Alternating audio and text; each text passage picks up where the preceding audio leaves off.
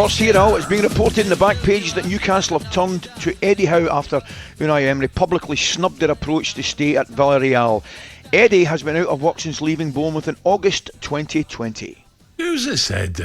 Who said he was out of the game for 4 years? That was Sam. That was Sam, wasn't it? That was Sam. 4 years? Yeah, that was Sam. Yeah, Sam, honestly. Sam, what a tube. I know, you will let him away with that, actually. No, the boys whispered me and I thought, no. I feel I'm being too harsh on him. Do you know, lads, about the thing is, about the manager that takes that now, what's the best he can do? I mean, the best Well, he Eddie can Howe's do... got it, because Gabby's just put him forward for the jobs. That's him out. Yeah, but I just think the best he can do, right? I mean, if he stays up, he's done a great job, and then I think that's the big one. Can they trust him to spend 150, 200 million, which they might spend come the summer? But Big Sam Anders told us there's a restriction at the moment on spending for Newcastle. Well, there can't be, because they've been well-being budget for 14 years under the current last owner, so there can't be. Mike Ashley. It's not like Everton. Sam I think Everton have been the one that have probably spent a few quid too many. Surely.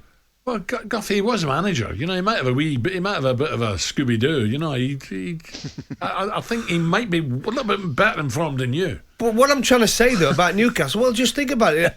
When have they gone and spent money without getting money in? Over the last, can you remember when they've gone in and said, "Oh yeah, we spent 60 million this window"? No, I can't remember it. So they've never gone out of over their budget, and they get 60,000 or 50,000 in every week. Someone will tell us. I'll give you the text address, but I can't remember. The thing with Eddie Howe, I think whoever gets it at TS, stay up. You keep changing it.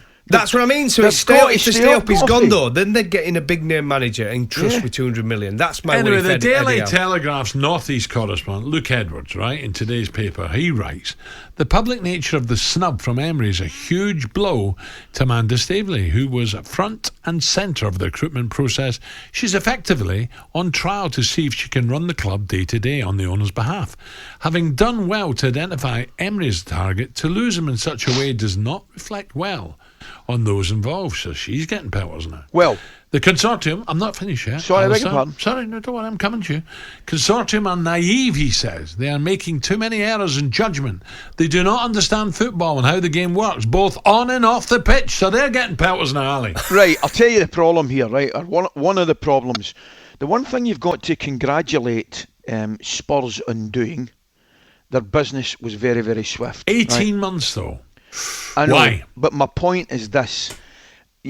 I don't like, would be incredibly naive to think it doesn't go on. Owners sounding out managers while they've still got managers in terms of getting them replaced, right? Morally, it's not right, but we are kidding ourselves on it. We think it doesn't happen. So that's where I think, Spurs deserve a little bit of credit, because they've acted very, very swiftly and they've got one of the best in immediately.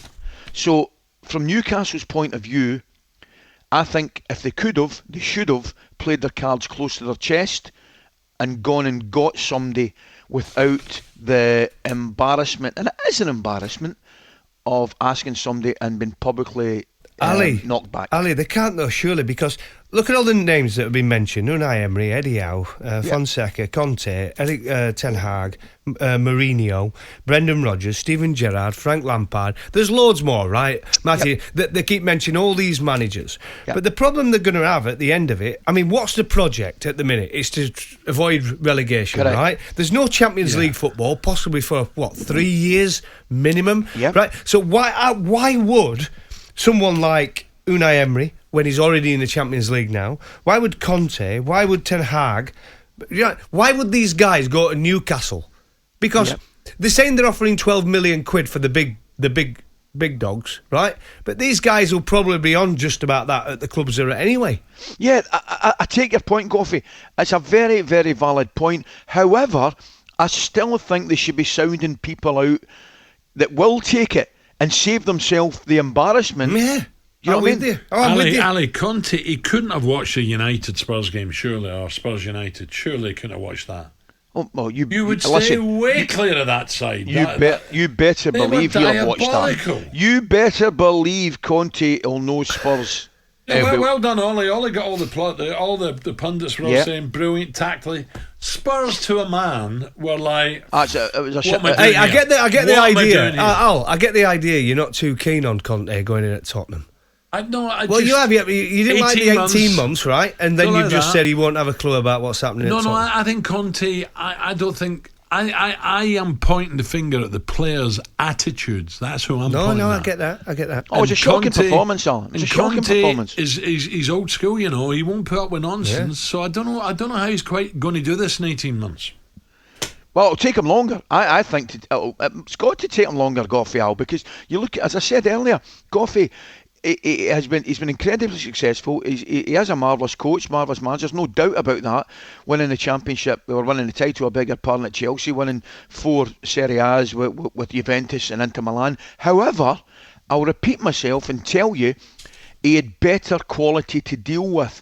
Plus, probably the biggest problem he's got now, right? Here's the biggest problem he's got now, lads, is the quality of opposition is far greater than it would have been with Juventus and Inter Milan and probably Chelsea when he took it the first time.